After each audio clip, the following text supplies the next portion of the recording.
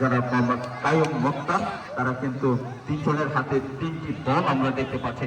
পেছনে আছেন আমাদের আজকের ম্যাচ পরিচালক, বাংলাদেশ ফুটবল ফেডারেশনের জনপ্রিয় রেফারি জনাব মোহাম্মদ শফিকুর রহমান, অ্যাসিস্ট্যান্ট আল হাসান সাহেব এবং জসিমউদ্দিন সরকার সাহেব, এবং উভয় দলের সম্মানিত টিম ম্যানেজার এবং খেলোয়াড়বৃন্দ।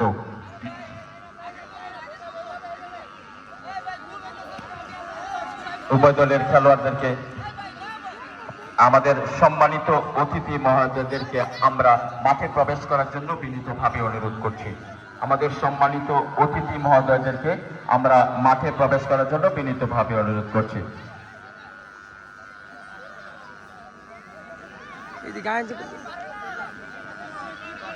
মাঠে আছেন বিনীত অনুরোধ করছি, দর্শক যারা মাঠে আছেন বিনীত অনুরোধ করছি ভাই মাঠটা ছেড়ে দেওয়ার জন্য, মাঠের বাইরে চলে যাওয়ার জন্য দর্শক যারা আছেন বিনীতভাবে অনুরোধ করছি।